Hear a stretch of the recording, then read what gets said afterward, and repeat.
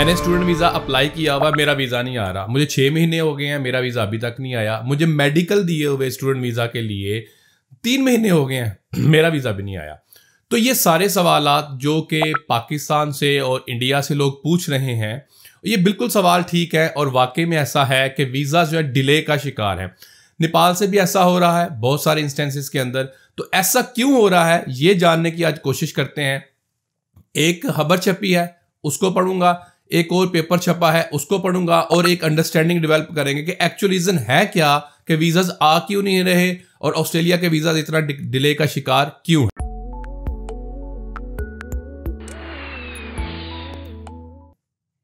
मेरा नाम नासिर नवाज है और मैं ऑस्ट्रेलिया में रजिस्टर्ड माइग्रेशन एजेंट हूं।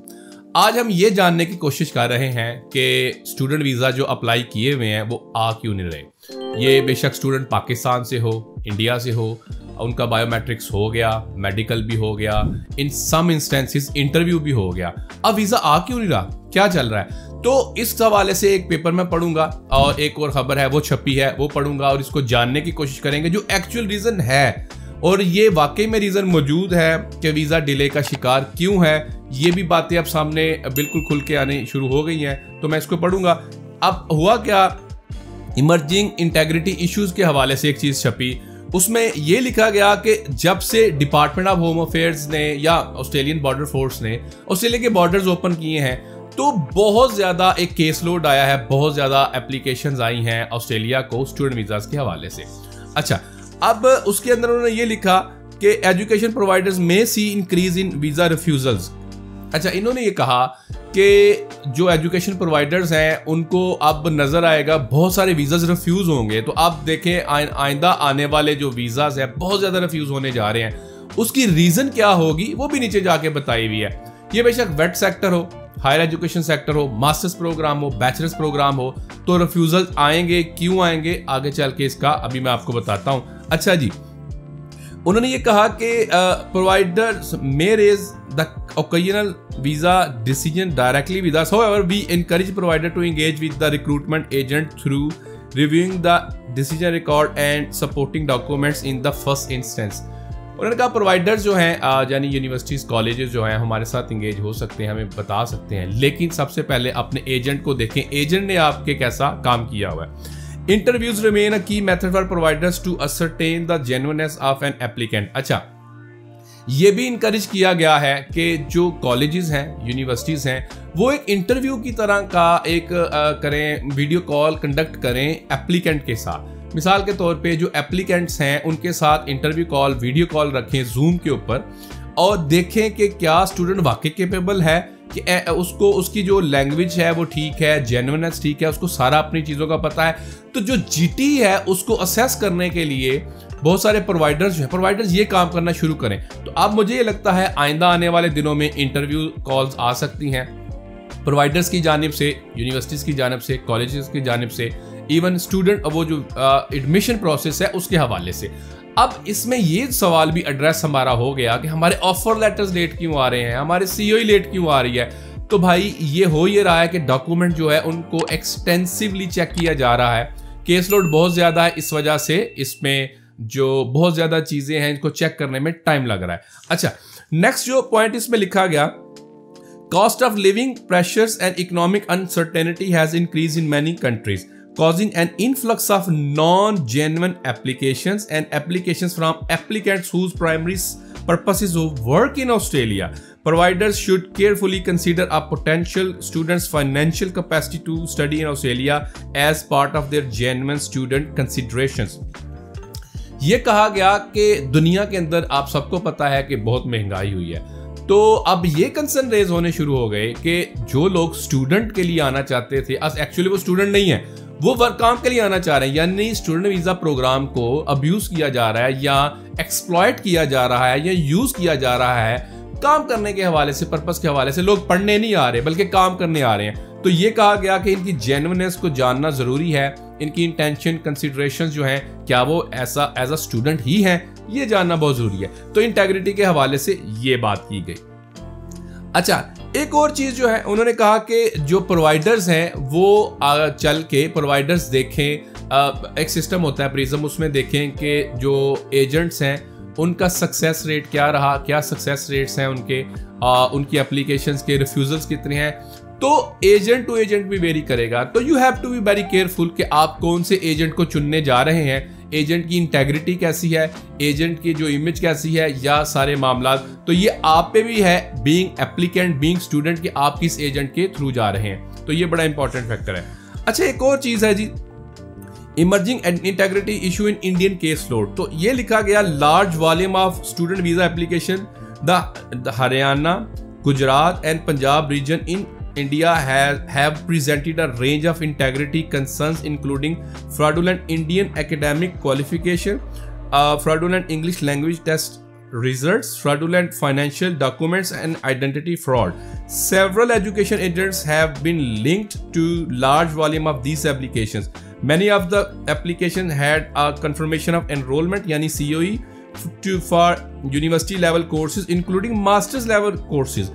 When interviewed, applicants' English language skills were not consistent with the English language test result, with many admitting that their Indian qualifications were fraudulent and some had not completed the equivalent of year 12 level studies. This has impacted all sectors. अच्छा, अब ये देखें इसमें क्या क्या रहे हैं कि कुछ स्टेट्स हैं उनमें से फ्रॉडुलेंट जो डॉक्यूमेंट्स आए, उन डॉक्यूमेंट्स के अंदर मौजूद क्या है जी, जो एकेडमिक वो ठीक नहीं है, इनकी इंग्लिश प्रोफिशिएंसी के जो रिजल्ट्स हैं वो ठीक नहीं है।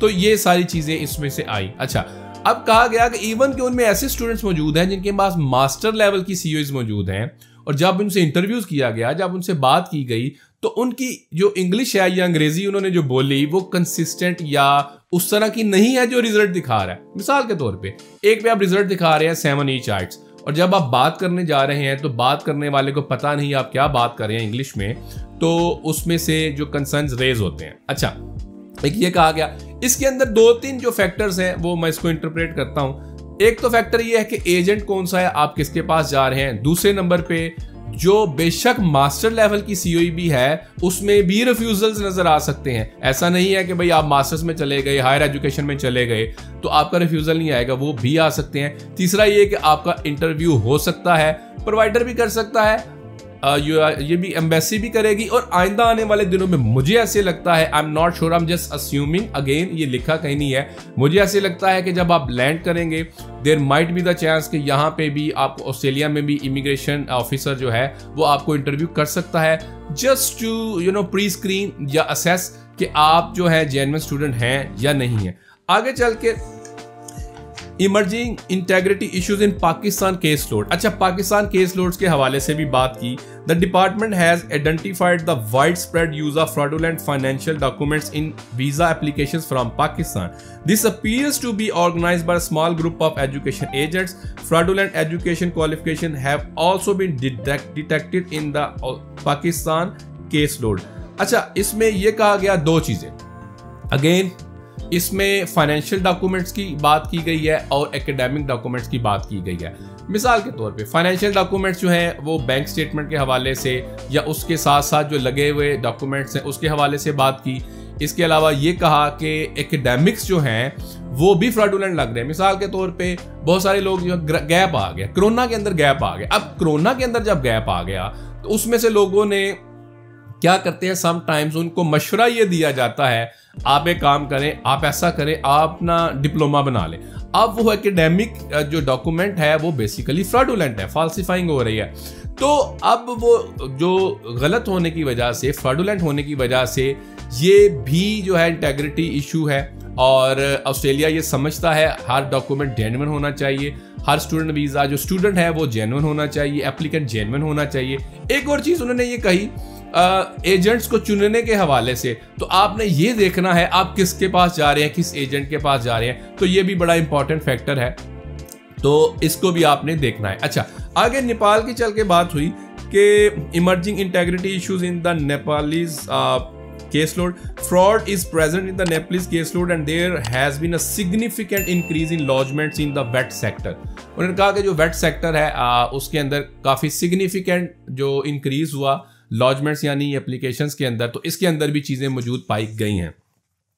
केनिया के हवाले से बात हुई, गाना के हवाले से बात हुई। अच्छा, स्टूडेंट डेटा के हवाले से बात, Overall, nearly 1.4 million migration and temporary visa applications have been lodged from applicants outside Australia since the initial stage of border reopening. यानी 14 लाख एप्लीकेशन जो हैं वो अप्लाई की गई, जिसमें से general skill migration, temporary visa, ये सारे मिला के, तो अब इससे केस लोड बना, बहुत ज़्यादा केस लोड बना। अब इसी वजह से जो डिपार्टमेंट है उसको स्लो कर रहा है, उसको इंटेग्रिटी चेक हो रहे हैं। ये बात जहन में रखें। अब आइंदा आने वाले दिनों में ये इंटरव्यूज़ भी होंगे। आइंदा पहले क्या होता था, इक्का दुक्का स्टूडेंट्स के इंटरव्यूज़ होंगे। मुझे अब लगता है मेजॉरिटी स्टूडेंट्स के इंटरव्यूज़ होंगे, प्रोवाइडर्स की तरफ से भी होंगे, क्योंकि उनको भी अपना आप देखना है। वो ऐसे किसी स्टूडेंट को सीओई तो नहीं दे रहे जो कि स्टूडेंट है ही नहीं। और एम्बेसी की तरफ से होंगे, डिपार्टमेंट ये देखेगा कि हम क्या उसको वीज़ा तो नहीं दे रहे जो कि एक्चुअल में जेन्युइन एप्लीकेंट है ही नहीं। तो एक दो हाथ से चीज़ें जब फिल्टर होंगी तो अब बेहतर जो स्टूडेंट्स हैं या जेन्युइन स्टूडेंट्स हैं वो आना शुरू होंगे। अच्छा, एक और खबर छपी है, वो जल्दी से मैं आपके लिए पढ़ देता हूं।